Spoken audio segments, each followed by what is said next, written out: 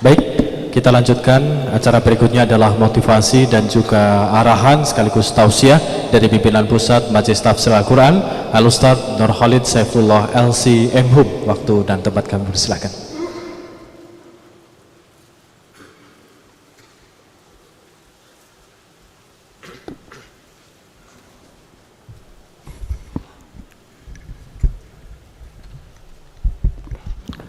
Bismillahirrahmanirrahim. Assalamualaikum warahmatullahi wabarakatuh. Alhamdulillah, alhamdulillahi rabbil alamin, wassalatu wassalamu ala asyrafil anbiya'i wal mursalin wa ala alihi wa sahbihi ajma'in. Yang sama-sama kita hormati, kita cintai, Bapak-bapak pimpinan pusat Majelis Tafsir Al-Quran yang berkenan membersamai kegiatan ini, ada Ustadz Sunarno, Ustadz Tekno, dan juga Bapak Ibu saudara-saudari, rekan-rekan pejuang dakwah melalui media Majelis Tafsir Al-Quran. Bersyukur kepada Allah atas segala kesempatan yang Allah berikan, sehingga kita pun bisa menjalani amanah hidup dari Allah ini dengan sesuatu yang bernilai, termasuk pada hari ini Allah beri kesempatan kita untuk mengadakan apa ini? Kopdar nasional, kontributor media dakwah Majelis Tafsir Al-Quran. Namun sebelum yang lain-lain, perlu kami pertanyakan dulu, panjenengan rawuh ke sini mengorbankan waktu, meninggalkan keluarga, mengorbankan biaya, bahkan mungkin juga mengorbankan kesehatan dalam rangka bertemu di pondok ini. Apa yang dituju? Tujuannya untuk apa? Padahal 0 rupiah. Nah, di sini malah mengeluarkan segalanya, keluarkan tenaga, keluarkan waktu, pikiran, harta, tinggalkan karib kerabat, tinggalkan keluarga. Apakah tidak lebih nyaman panjenengan saat ini ada di rumah, bisa bermaisah, bisa bekerja, sehingga akan mendapatkan rupiah? Maka perlu diluruskan dulu niatnya, tashihun niyah. Dulu pernah ada salah seorang datang kepada Nabi, bertanya kepada Nabi, ja'a rajulun ila Rasulillah sallallahu alaihi wasallam. Faqala, dia bertanya kepada Nabi, ara'aita rajulan ghaza yaltamisul ajra wa dzikra ma lahu? Bagaimana pendapatmu wahai Rasulullah tentang seseorang yang maju ke medan perang, bertempur menghadapi lawan, taruhannya bisa terbunuh, sedangkan perang yang dia lakukan itu mengharap pahala dan popularitas. Apa yang dia dapat wahai Rasul? Jawab Nabi, la syai'a lahu, dia tidak akan dapat apapun di sisi Allah. Padahal ini perang, menghadapi musuh, menghadapi lawan. Ini perang tenanan, tombak-tombakan tenan, panah-panahan, pedang betul. Tetapi ternyata dia di hadapan Allah tidak mendapat apapun, padahal sampai gugur di medan juang, ternyata tidak mendapatkan apapun. Nggih, matur suwun.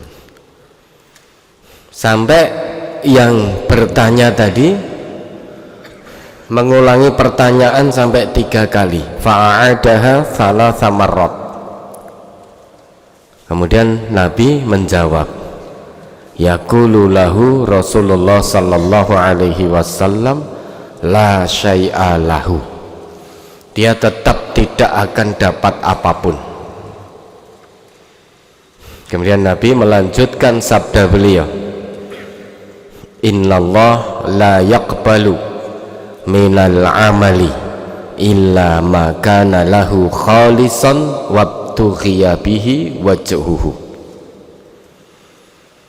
Sesungguhnya Allah tidak akan pernah menerima amal dari seorang hamba kecuali amal itu dia lakukan ikhlas karena Allah dan hanya mengharap ridha Allah. Nah, yang berperang tadi selain mengharapkan pahala dan ridha dari Allah, ternyata juga mengharapkan popularitas, mengharapkan ketenaran, biar dikatakan pejuang, biar dikatakan pemberani.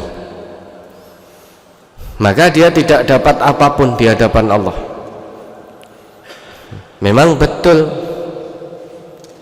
pertama yang dia harap adalah al-ajr, pahala dari Allah.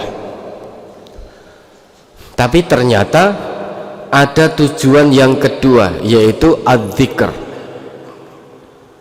biar disebut-sebut. Dalam bahasa lain tujuannya biar tenar, biar populer, syuhrah yang dituju. Sehingga bukan hanya mengharap ridho Allah, tujuannya bukan hanya satu tapi dua. Pertama mengharap ridho Allah, yang kedua biar tenar, mendapat popularitas.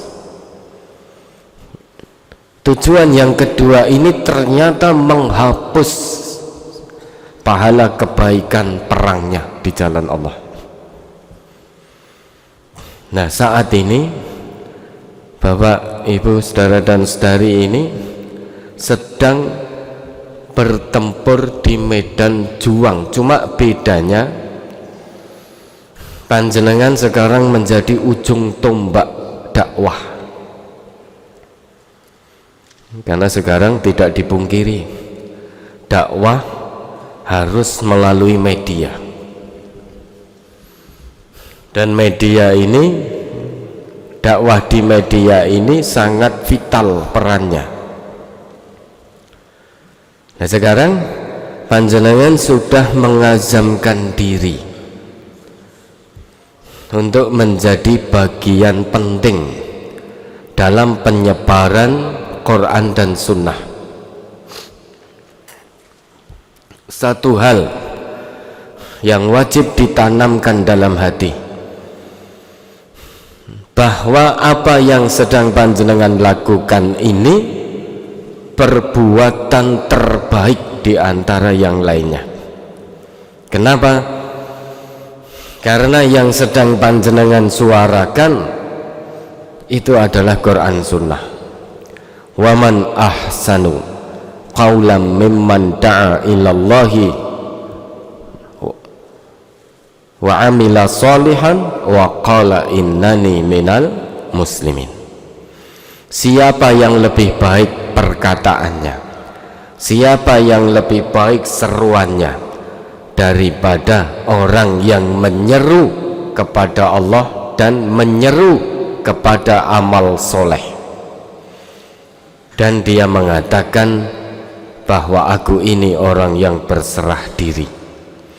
Dari Quran surat Fussilat ayat 33 tadi, setidaknya ada ibrah pelajaran penting yang bisa kita ambil. Yang pertama, tanamkan dalam hati, yakini dalam hati bahwa apa yang sedang dilakukan ini adalah seruan terbaik, perkataan yang paling baik di sisi Allah. Karena panjenengan menyeru masyarakat untuk kembali kepada Allah. Panjenengan menyeru masyarakat untuk beramal soleh. Namun ingat, seruan saja tidak cukup tanpa keteladanan dari yang menyeru. Maka di akhir ayat disebutkan waqala innani minal muslimin. Itu berarti keteladanan.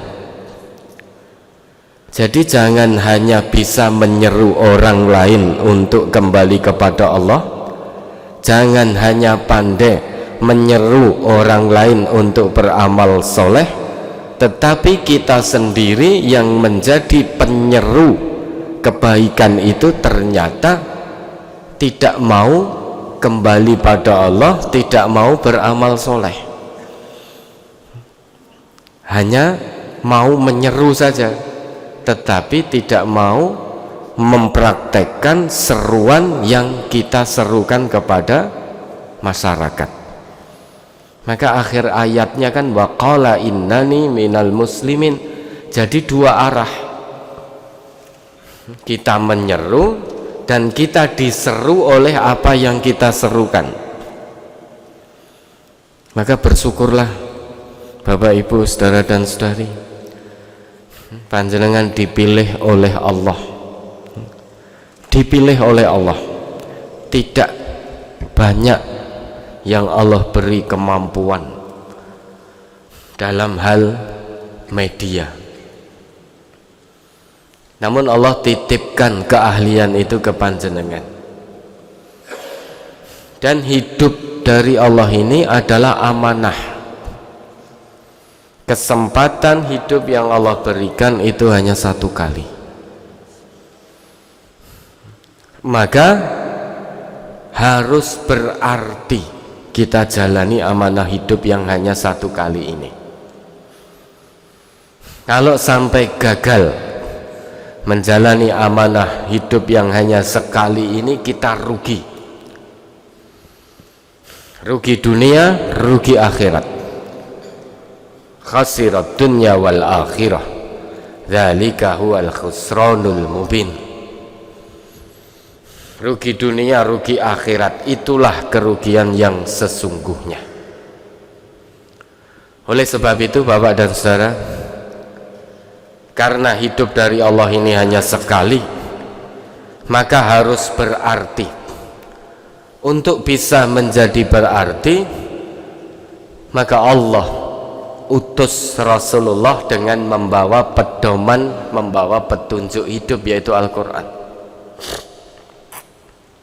Sehingga kita bersyukur sekali hidup kita menjadi terarah karena ada Quran, karena diutusnya Nabi mengajarkan Al-Quran. Ibarat kata, semua yang kita lakukan dalam aktivitas hidup ini, dari sejak bangun tidur sampai tidur lagi, itu ada arahnya, bernilai amal soleh. Dan perlu kita ketahui, amanah hidup dari Allah ini bukan hanya untuk ongkang-ongkang kaki, tapi amanah hidup dari Allah ini adalah amanah perjuangan, amanah mujahadah, yaitu kesungguhan, amanah pengorbanan, keikhlasan, dan lain sebagainya. Sampai Allah tegaskan itu dalam Quran surat At-Taubah ayat 41, infiru khifafa wa thiqala. Berangkatlah kamu ke medan juang. Kalau ngaku sebagai hamba Allah yang beriman, berangkatlah ke medan juang, baik khifafan, baik dengan rasa ringan, wasiqalan, atau dengan rasa yang berat.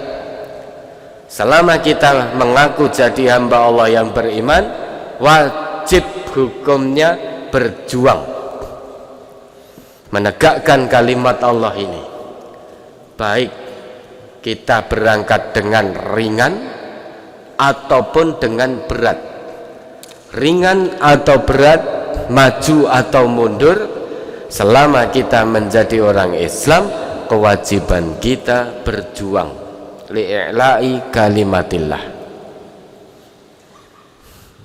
Kemudian wajahidu bi amwalikum wa anfusikum fi sabilillah, dzalikum khairul lakum in kuntum ta'lamun. Berjihadlah di jalan Allah ini dengan harta dan jiwa yang telah Allah titipkan pada kalian. Jadi harta yang Allah titipkan pada kita, nyawa yang Allah titipkan pada kita, kewajiban yang Allah pinta yaitu untuk berjuang di jalan Allah. Jadi harta yang Allah titipkan bukan untuk foya-foya, tapi untuk sabilillah.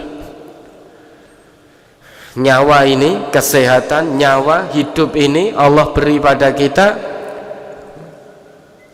untuk kita gunakan sabilillah. Dzalikum khairul lakum in kuntum ta'lamun. Kalau kita tahu ketetapan Allah ini dan bisa mengamalkan totalitas apa yang menjadi ketetapan Allah, maka itu lebih baik bagi kita. Dunia akhirat mendapatkan kebaikan dari Allah. Nah, sekarang menjadi kontributor. Itu tidak hanya tenaga saja yang harus dikorbankan. Ini kan pemburu berita yang ada nilai dakwahnya. Selain tenaga fisik, juga terkadang bahkan seringkali harus mengorbankan sebagian harta karena butuh kuota.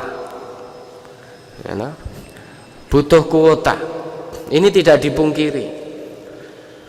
Jenengan punya berita bagus terkait dengan dakwah, namun tidak ada kuota. Bagaimana untuk menyerukan dakwah ini? Kuota ini harus dengan harta. Jenengan kesana kemari butuh BBM juga. Butuh BBM. Karena kadang tempatnya jauh. Dan butuh alat juga yang memadai. Ini kaitannya dengan pengorbanan materi. Dan selama ini alhamdulillah di majelis tafsir Al-Quran kita dididik sedemikian rupa bahwa obah lillah, bukan obah upah. Kalau obah upah okeh tunggale, dan yang kita dapat hanya upah itu saja. Di hadapan Allah nol, tidak dapat kebaikan apapun. Kalau di MTA kita menganut falsafah obah upah, MTA ini sudah ambruk sejak dulu, sudah hancur sejak dulu. Karena kalau obah upah, kita mau berangkat, kita akan nagih, lah uang bensinnya mana? Saya hanya akan berangkat ke sana kalau ada uang bensinnya. Belum lagi uang makannya mana? Karena nanti butuh makan juga. Uang makan saya mana? Terus uang lelah saya mana? Kalau ini kita anut di majelis tafsir Al-Quran, maka kita sudah runtuh sejak dulu. Kenapa? Karena bukan keterpanggilan hati lillahi ta'ala dalam melaksanakan kebaikan, dalam melaksanakan perjuangan dakwah. Itu bukan panggilan dari hati yang ikhlas karena Allah, tapi panggilan upah. Coba sekarang kalau guru-guru daerah kita begitu ngisi, yang diharapkan upah, keluar Jawa, keluar kota, seringkali dengan BBM sendiri. Kalau minta upah dalam pengisian, ini saya hancur kita. Nah, hancur. Terus apa fungsi dari ayat Allah wajahidu bi amwalikum wa anfusikum? Berjihadlah dengan harta dan jiwa di jalan Allah ini. Allah yang akan mengatur semuanya. Dan memang ini tidak bisa kita lakukan sendiri. Itulah pentingnya kebersamaan di majelis ini. Kalau kita tidak mampu secara harta, namun kita punya ilmu, fisik, kita berangkat. Nanti terkait dengan harta, jihad harta, yang akan mengambil peran ini adalah saudara kita yang lain, yang akan berjihad menyediakan kuota saudara kita yang lain. Maka ini pentingnya kebersamaan. Kita bisa berangkat secara ilmu, secara fisik, namun secara harta kebetulan sangat dibatasi oleh Allah.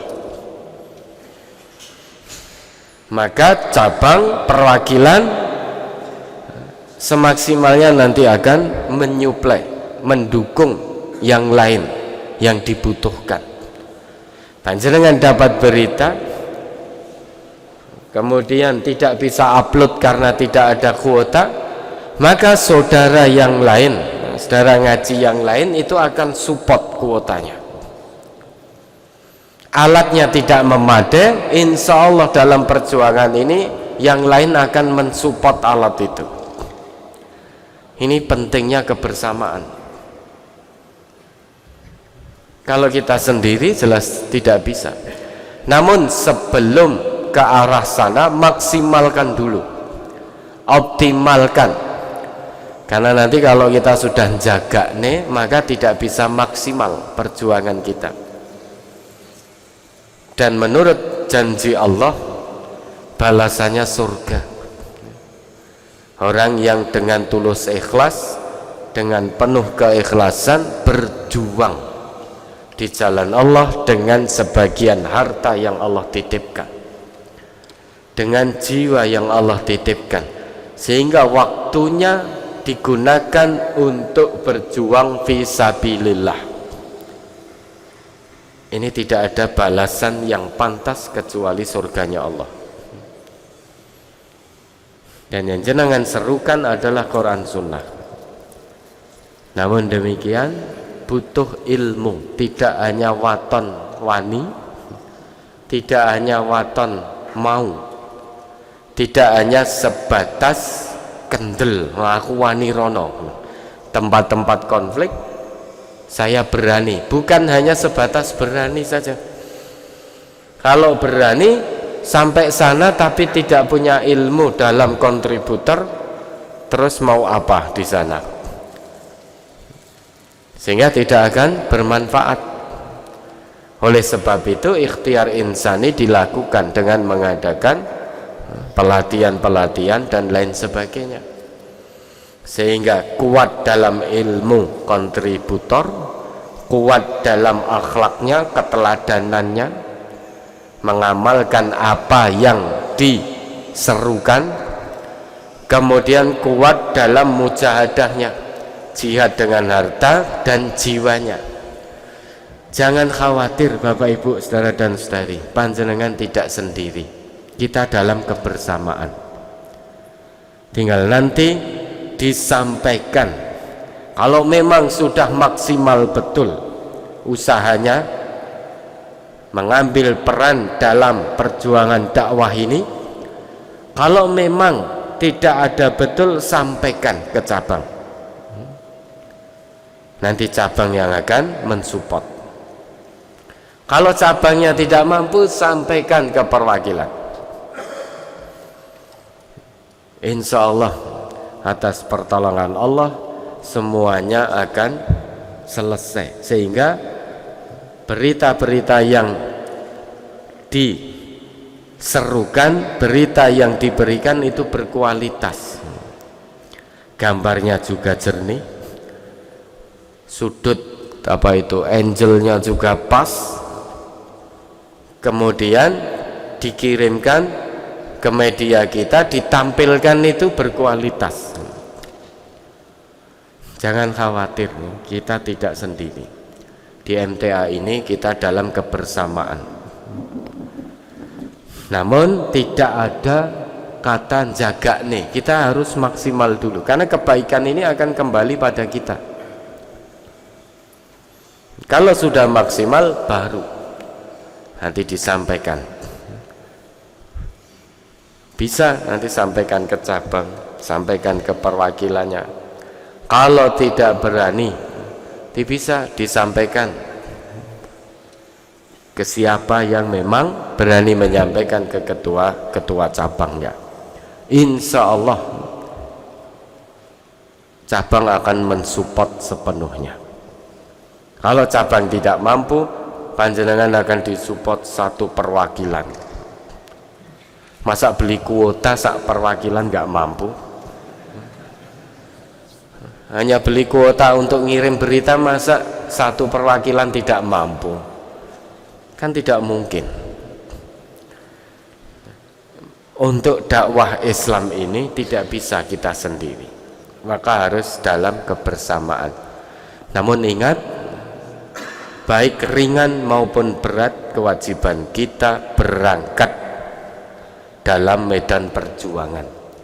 Medan jihad panjenengan yaitu menyajikan berita yang ada nilai-nilai dakwahnya, ada nilai-nilai Quran dan sunnahnya. Itu medan jihad panjenengan dengan ilmu yang Allah titipkan pada panjenengan. Maka kata Allah, wajahidu fillahi haqqa jihadi huwajtabakum wa ma ja'ala alaikum fid dini min haraj. Berjihadlah di jalan Allah dengan sebenar-benar jihad.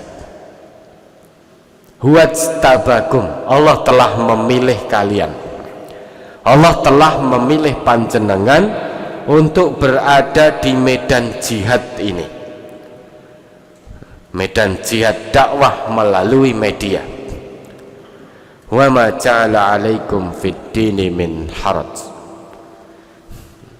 Allah tidak pernah menjadikan agama ini sebagai beban bagi kita, sehingga Allah tidak pernah menjadikan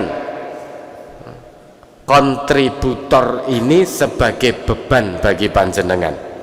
Ini amanah suci, amanah ilahiyah, hanya bisa dilaksanakan dengan keikhlasan tanpa batas, totalitas dalam berkontribusi, totalitas dalam berdakwah.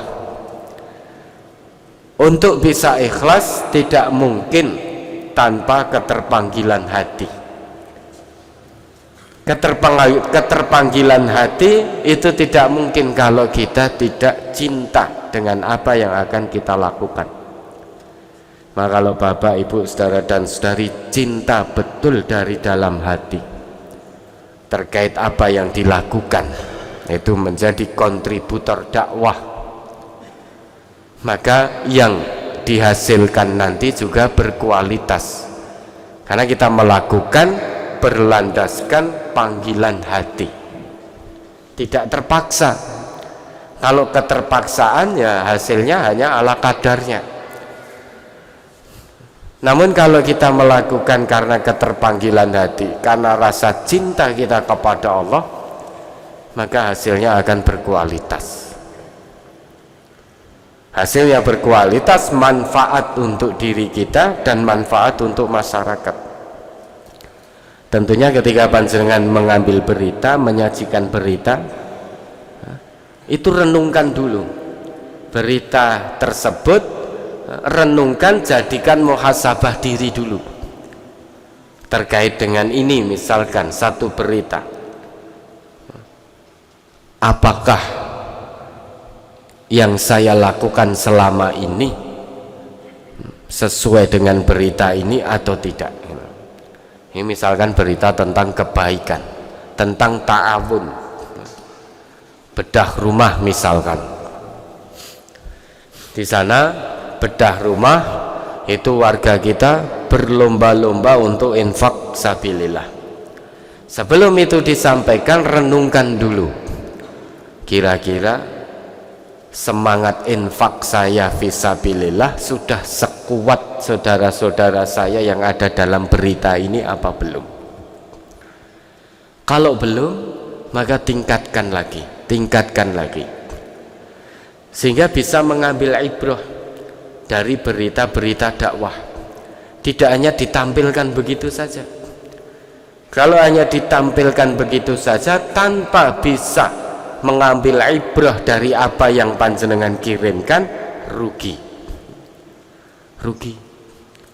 Karena di situ banyak tuntunan, banyak pedoman hidup yang panjenengan ambil, panjenengan kirimkan, namun ternyata tidak bisa menyentuh hati panjenengan, maka rugi. Pelajaran-pelajaran berharga, nilai-nilai Quran, nilai-nilai sunnah tidak bisa diambil. Apalagi yang tergabung di MTA TV, di radio-radio kita, setiap saat bergelut dengan Quran, bergelut dengan sunnah, bergelut dengan tuntunan Islam. Yang nyuting, yang jadi reporter, kemudian setelah itu yang ngedit dan lain sebagainya, itu kan setiap hari bergelut dengan Quran. Ibaratnya dia hidup di sekeliling Quran dan sunnah. Dia nyuting, dia jadi MC-nya, reporteri, dia ngedit videonya, dia yang akan nyebarluaskan. Kalau sampai hatinya tidak tersentuh, jangan-jangan hatinya tertutup mati. Apalagi termasuk mau jihad pagi itu kan ada silaturahim itu. Jangan hanya pinter mewawancarai, subhanallah, masya Allah, ini kok tertarik untuk ngaji di MTA, apa yang menjadikan bapak atau ibu tertarik? Alhamdulillah, karena ngaji di MTA ini diterangkan, ditunjukkan ayatnya, ditunjukkan hadisnya, sehingga seakan-akan saya betul-betul menemukan Islam yang sesungguhnya melalui Quran, melalui sunnah. Alhamdulillah, berarti hidayah bisa masuk, bisa diterima di hati bapak atau ibu. Sing reporteri ra tau ngaji. Jangan sampai ada seperti ini. Jangan sampai ada yang jadi host Fajar Hidayah, kemudian acara live, kemudian kajian-kajian, tiba-tiba ngajine ya ora sregep, gitu loh. Ini berarti kan hanya berperan, dia hanya menjalankan peran saja, tapi tidak bisa mengambil ibrah dari apa yang dia perankan.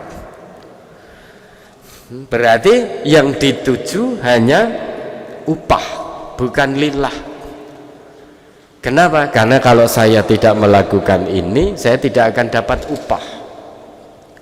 upah bulanan. Kalau tolok ukurnya hanya upah Bapak Ibu saudara dan saudari, jenengan rugi di MTA TV. Jangan di luar sana akan banyak pundi-pundi rupiah yang bisa panjenengan terima setiap bulannya kalau tujuannya hanya upah dunia, maka rugi. Setiap hari berkecimpung, ibaratnya itu ngeloni Quran, ngeloni sunnah setiap waktu, kok sampai tidak bisa mengambil pelajaran dari apa yang dia keloni setiap waktu, rugi sudah. Ya, tadi ngereporteri, mewawancarai gimana datangnya hidayah kok mau tertib ngaji dan lain sebagainya. Kalau ada, naudzubillah, ternyata dia sendiri tidak sregep ngaji. Habis mewawancarai di jihad pagi itu, begitu dimulai, mari kita mulai, pulang. Yang diwawancarai ada di situ sampai selesai. Yang tadi mewawancarai sudah di rumah. Berarti ini kan hanya memainkan peran. Hanya memainkan peran. Ini rugi dunia, rugi akhirat. Kabura maqtan indallah an taqulu ma la taf'alun. Kebencian yang amat besar di sisi Allah, kamu mengatakan apa yang tidak kamu lakukan. Ya baik Bapak Ibu, ya, silakan Bapak Ibu mengambil tempat senyaman-nyamannya untuk nanti kita menyimak kajian sehingga kita bisa mengambil ibrah, memahami dan mengamalkan dalam kehidupan sehari-hari. Ya, begitu dimulai, yang mewawancarai pulang. Padahal dia mengatakan silahkan ambil tempat senyaman mungkin untuk menyimak kajian. Senyaman mungkin kan berarti tetap di area majelis. Lah ternyata yang mewawancarai paling nyaman di rumah. Kontributornya juga begitu. Maka tidak ada ibrah di situ. Yang didapat hanya upah, lilahnya hilang, nggak dapat apa-apa. La syai'a lahu. Kata Nabi begitu. Maka kalau panjenengan menjadikan ini beban, ini akan jadi berat. Karena amanah dakwah ini butuh keteladanan dari panjenengan. Ya. Amanah sama dengan uswah, uswah sama dengan amanah. Amanah, kepercayaan dan keteladanan. Keluarga besar Majelis Tafsir Al-Quran mempercayakan media ini kepada panjenengan, dakwah melalui media ini kepada panjenengan. Ini amanah, kepercayaan. Maka kepercayaan harus dijalani dengan uswah, yaitu keteladanan. Amanah tanpa uswah tidak akan bisa jalan. Maka keteladanan itu penting untuk menjalankan amanah ini, sehingga kita bisa menjalani amanah ini dengan penuh kecintaan, penuh keikhlasan, dan senantiasa dalam bimbingan Allah. Setiap detiknya bisa mengambil ibrah berharga dari apa yang panjenengan liput, dari apa yang panjenengan beritakan. Kalau sampai tidak bisa, hati-hati, ada hisabnya di hadapan Allah. Kamu nyebarkan berita, kamu ngajak kebaikan, ning ora mbok lakoni, karepmu piye? Nanti hujah apa yang akan kita jawab? Maka jangan jadikan ini beban, tapi jadikan ini jalan sabilillah, jalan, salah satu jalan kita menuju keridhaan Allah. Insya Allah dengan begitu panjenengan akan semangat, panjenengan akan ikhlas, panjenengan akan sungguh-sungguh tidak dengan keterpaksaan, hasilnya pun akan berkualitas, manfaat dunia dan akhirat. Itu saja yang bisa kami sampaikan, kurang lebihnya mohon maaf. Jazakumullah khairan katsira. Wassalamualaikum warahmatullahi wabarakatuh.